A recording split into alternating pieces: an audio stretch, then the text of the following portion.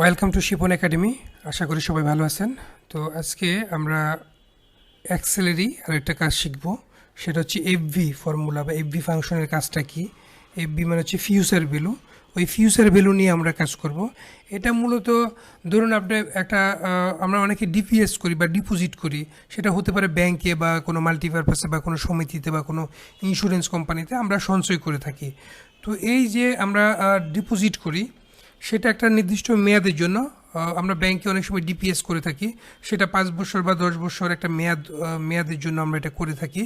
তো ওই নির্দিষ্ট মেয়াদ পরে আমরা সুদে আসলে কত পার্সেন্ট পাবো বা কত টাকা পাবো, কিভাবে সেটা বের করব, এটা আনুমানিক একটা পার্সেন্টেজ ধরে নিয়ে আমরা এটা করব।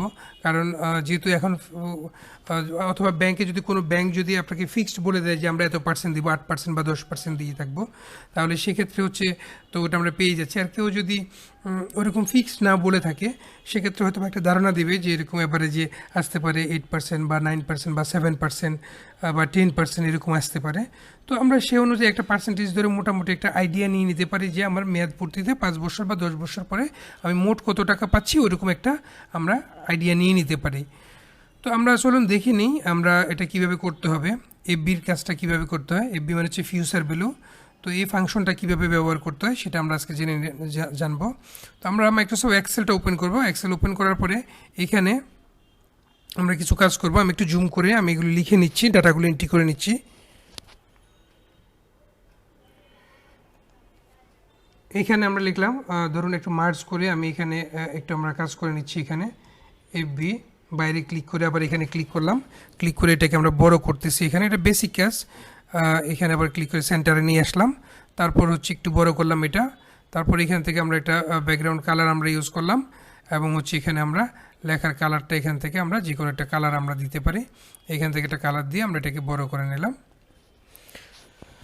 এইভাবে আমরা এটা লিখে নিলাম এখানে, এটা মার্জ করে। এখন ধরুন এখানে আমরা লিখব ইন্টারেস্ট।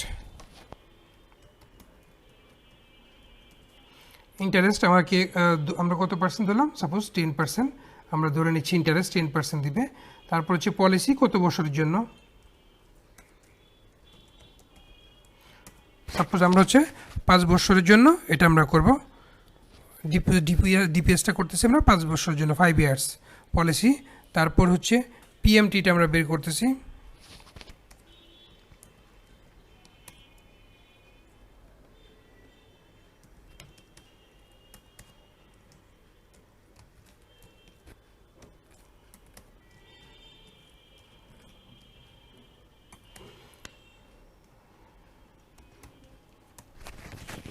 তো এখানে দেখুন আমরা একটা ধরে নিলাম এখানে ইন্টারেস্ট হচ্ছে কত, 10%। সাপোজ আমি যে ডিপোজিটটা করলাম বা ডিপিএসটা করলাম, ব্যাংক আমাকে বা যাদের কাছে আমি ডিপিএসটা করলাম ওনারা আমাকে কত পার্সেন্ট, 10% ইন্টারেস্ট দিচ্ছেন।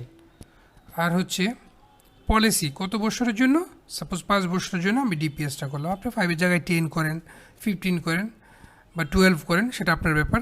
যত বছর আপনার মেয়াদ থেকে সেই মেয়াদটা এখানে লিখবেন। তারপর পিএমটি প্রতি ইনস্টলমেন্টে আপনি কত টাকা করে জমা রাখবেন সেটা আপনাকে এখানে লিখতে হবে। আমি এখানে লিখলাম পিএমটি পিএমটি মানে হচ্ছে পেমেন্ট 5,000 করলাম। সেটা মান্থলি হতে পারে, কোয়ার্টারলি হতে পারে, হাফ ইয়ারলি হতে পারে। তারপর পিবি প্রেজেন্ট ভ্যালু, বর্তমানে ফিক্সড কোনো আমরা টাকা রাখবো কিনা বা বর্তমানে কোনো টাকা আছে কিনা, তো আমরা নাই, সেটা আমরা 0 করে দিলাম। টাইপ এখানে হচ্ছে, বা আপনি যদি ফিক্সড কোনো টাকা রাখেন সেখানে লিখবেন, আর না থাকলে এখানে 0 করে দেবেন। তারপর টাইপ। আর আপনি যদি এখন, হ্যাঁ আপনার মাথায় আসতে পারে যে আমি তো ডিপিএস শুরু করলাম 1 বছর আগে থেকে, এখন তো আমার 12,000 টাকা 5,000 টাকা করে জমা দিলে 5-12 60,000 টাকা আসলে জমলো, এখানে কি সেই 60,000 লিখবো? না, আপনি সেখানে 60,000 লিখবেন না। এটা হচ্ছে ওপেনিংয়ের সময় যখন আপনি মানে এই ডিপিএসটা শুরু করলেন, প্রথম মাসে যখন আপনি শুরু করলেন, সেখানে ফিক্সড কোনো টাকা আপনি রাখবেন কিনা, এফডিআর করবেন কিনা। তো আমরা সাধারণত এফডিআর জন্য আলাদা অ্যাকাউন্ট ব্যবহার করে থাকি। তো আপনি নর্মালি এটা করে যাবেন। এবং হচ্ছে টাইপ, টাইপটা হচ্ছে আমরা কিন্তু ডিপিএসের টাকাটা জমা দেওয়ার একটা সময়সীমা থাকে। ব্যাংকে যে আমরা প্রতি কিস্তিতে টাকাটা জমা দিচ্ছি ওইখানে কিন্তু একটা ডেট থাকে যে মাসের 1 থেকে 10 তারিখের মধ্যে আমার টাকাটা জমা দিতে হবে বা 20 থেকে 30 তারিখের মধ্যে জমা দিতে হবে, একটা নির্দিষ্ট ডেট থাকে। ওই ডেটের মধ্যে টাকাটা আমাদের জমা দিতে হবে। তো আমরা নির্দিষ্ট ডেটে জমা দিচ্ছি কি দিচ্ছি না সেটাকে বোঝানোর জন্য 0 এবং 1 দিয়ে আমরা এটাকে চিহ্নিত করব। যদি নির্দিষ্ট টাইমে দিই তাহলে হচ্ছে 1, আর নির্দিষ্ট টাইমের পরে যদি আমরা পেমেন্ট করি তাহলে হচ্ছে 0। এখন 0 হলে কী হবে, নির্দিষ্ট টাইমের পরে দিলে কী হবে, আমাদের থেকে একটা ফাইন নেবে, জরিমানা করবে, আমাদের ইন্টারেস্ট থেকে একটা পার্সেন্টেজ কেটে রাখবে ওনারা। তো আমরা এখানে যাই হোক আমরা অ্যাভারেজে 1 দিয়ে যাচ্ছি, নির্দিষ্ট টাইমে আমরা পেমেন্ট করে যাব। আর হচ্ছে এফবি কত বের করতে হবে, ফিউচার ভ্যালু বাইর করবো। অ্যান্ড ফিউচার ভ্যালু বাইর করতে গেলে আমরা এফবি ফর্মুলাটা ফাংশনটা আমরা নিব। কিন্তু তার আগে একটা জিনিস বুঝেন, এখানে এই যে ইন্টারেস্ট 10% এটা কিন্তু অ্যানুয়ালি দেওয়া হচ্ছে, মানে বছরে 10% ইন্টারেস্ট আমাদেরকে দিবে। এখন যদি 1 বছরে হয় 10%, তাহলে প্রতি কিস্তিতে কত পার্সেন্ট পাচ্ছেন বা প্রতি ইনস্টলমেন্টে কত পার্সেন্ট পাচ্ছেন এটা বের করতে হবে। ওইটা বের করার জন্য আমাদের আগে দেখতে হবে যে আমরা 1 বছরে কয়টা ইনস্টলমেন্ট হচ্ছে, আমাদের কয়টা কিস্তি হচ্ছে।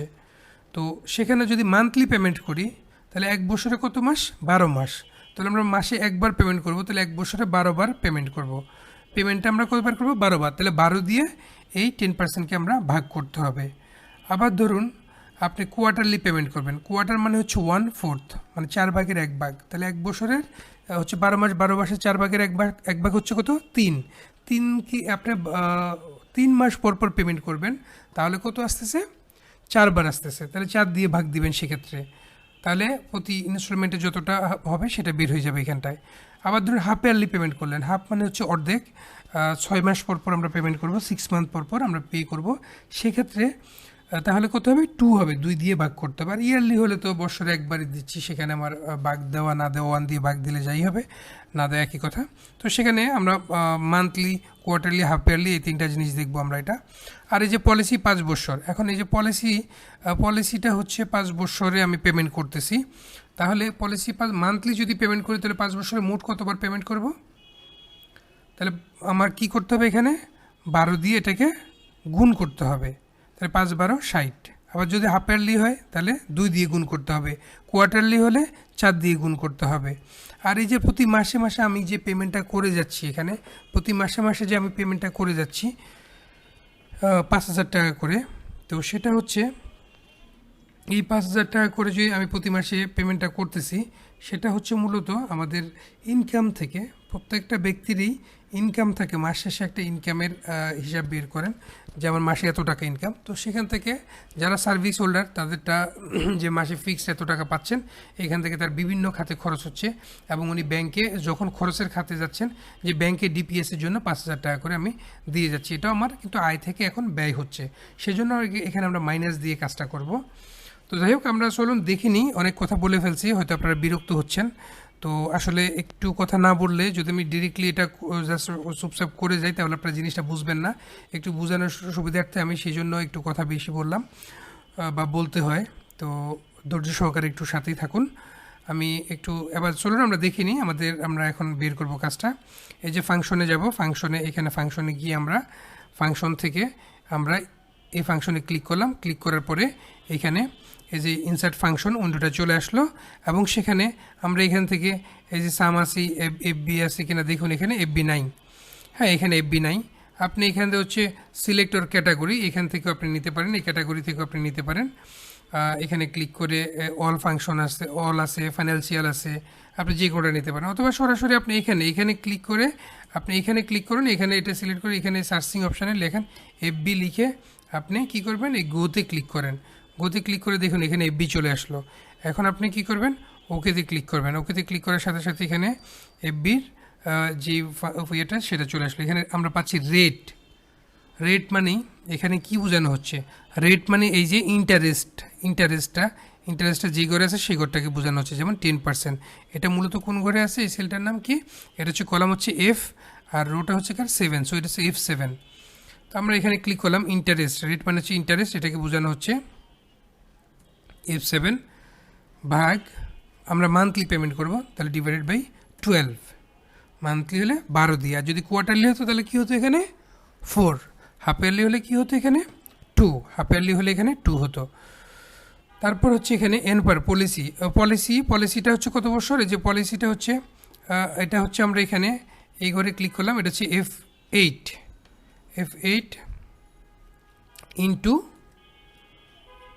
ইন্টু আমরা যেহেতু মান্থলি পেমেন্ট করতেছি, সো 12। তাহলে এখন দেখুন এখানে 5 12 60 মানে 60 ইনস্টলমেন্ট হবে আপনার এখানে। তারপরে যে পিএমটি হচ্ছে আমরা জানি যে এখানে যে পিএমটিটা আছে, এই যে পিএমটির বিষয়টা আছে, এটা আমরা এখানে দিব। কিন্তু এখানে দেওয়ার আগে যে কাজটা আমাদের করতে হবে, এই টাকাটা আমি কিছুক্ষণ আগে বলছি যে এই টাকাটা আমাদের ইনকাম থেকে আপাতত মাইনাস হচ্ছে, এখন আমরা সেজন্য এখানে মাইনাস চিহ্ন দিয়ে যাব, মাইনাসটা দিয়ে যাব। এখন মাইনাস চিহ্ন না দিলেও কিন্তু আমাদের রেজাল্ট আসবে, সেখানে সে একটা ইরর দেখাবে, রেজাল্টের কালারটা লাল হয়ে থাকবে, সে বলবে যে এটা ফর্মুলাতে ভুল আছে, সেজন্য এটা মাইনাস দিয়ে যেতে হবে, যে আপনি আপনার ইনকাম থেকে এক্সপেন্স হচ্ছে সেজন্য এটা মাইনাস হবে। এখানে আপনি এটাতে ক্লিক করুন F9। তারপর হচ্ছে এই যে প্রেজেন্ট ভ্যালু যদি আমরা কিছু দিয়ে থাকি সেটাও আমার ইনকাম থেকে গেছে, আমরা মাইনাস দিয়ে আমরা এটাকে এখানে ক্লিক করলাম।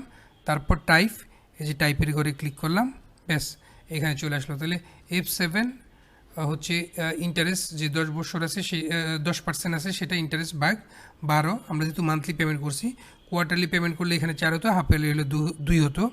তারপর হচ্ছে N per number of period, মানে টোটাল কতবার কয়টা ইনস্টলমেন্ট হচ্ছে বা কয়টা কিস্তি হচ্ছে। তাহলে এটা হচ্ছে F8 ইন্টু 12, যেহেতু মান্থলি করতেছি, তাহলে কত হচ্ছে 5 12 60। তারপর মাইনাস F9 বলতে এখানে এই যে পিএমটি যে 5000 টাকা আছে সেই ঘরটাকে বোঝানো হচ্ছে। এটা মাইনাস দিলাম কেন, কারণ আমাদের আপাতত আমাদের মাস শেষে ইনকামে আমরা যখন আয় ব্যয়ের হিসাব করি আমাদের ইনকাম থেকে এটা এক্সপেন্সের খাতায় যাচ্ছে, হয়তো 5 ইয়ার্স বা 10 ইয়ার্স যখন মেচিউর হবে তখন আমরা একটা অ্যামাউন্ট পাবো, তো সেজন্য সেই লজিক থেকে এটাকে মাইনাস দিয়ে যাবেন। এখানেও সেম প্রেজেন্ট ভ্যালুটাও মাইনাস দিয়ে যাবেন।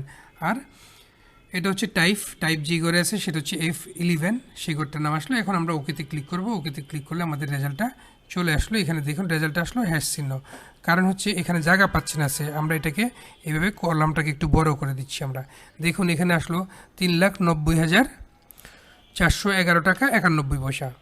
3,90,411 টাকা 191 পয়সা এখানে চলে আসলো এটা। এখন আপনি এখানে পার্সেন্টেজটা বাড়ান, অটোমেটিক্যালি চেঞ্জ হবে। দেখেন আপনি এখানে 12% করেন, এন্টার দেন, দেখেন অটোমেটিক্যালি চেঞ্জ হয়েছে এখানটায়। আপনি এখানে 5 বছর জায়গায় 10 বছর করে দেন, অটোমেটিক্যালি চেঞ্জ হয়ে যাবে। আপনি আবার এখানে 5,000 জায়গায় এখন ধরেন আমি 2,000 টাকা করলাম, অটোমেটিক্যালি চেঞ্জ হয়ে যাচ্ছে। তো এটাই হচ্ছে বিষয়টা, এফবির বিষয়টা, এটা আমরা দেখলাম। তো এখন জাস্ট আমরা এখানে মান্থলি করাতে আমরা মান্থলিটা বের করছি 12 দিয়ে ভাগ 12 দিয়ে গুণ, কোয়ার্টারলি হলে 4 দিয়ে ভাগ 4 দিয়ে গুণ, হাফ ইয়ারলি হলে 2 দিয়ে ভাগ 2 দিয়ে গুণ, এইভাবে আমাদের করতে হবে আর কি এটা। তো যাই হোক আপনারা এটা প্র্যাকটিস করবেন। আর এই নিয়ে যদি আপনাদের কারো কোনো কোশ্চেন থাকে সেক্ষেত্রে কমেন্টস করে জানাবেন, বা আমার ফেসবুক পেজ শিপন একাডেমিতে গিয়ে মেসেজ করুন, আমাকে জানান, এরপর আমি সেই বিষয়গুলো নিয়ে আলোচনা করব।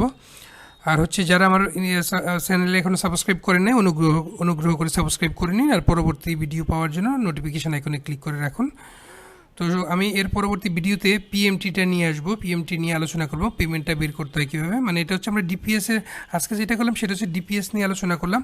আর পরবর্তী ভিডিওতে আমরা হচ্ছে ব্যাংক থেকে লোন নিলে সেই লোনের টাকা প্রতি কিস্তিতে ইনস্টলমেন্ট সহ কত টাকা করে পরিশোধ করতে হবে সেটা নিয়ে আমরা আলোচনা করব পরবর্তী ভিডিওতে, সেটা নিয়ে আমরা আসবো। তো ততক্ষণ পর্যন্ত সবাই ভালো থাকুন, সুস্থ থাকুন। ওকে, ধন্যবাদ।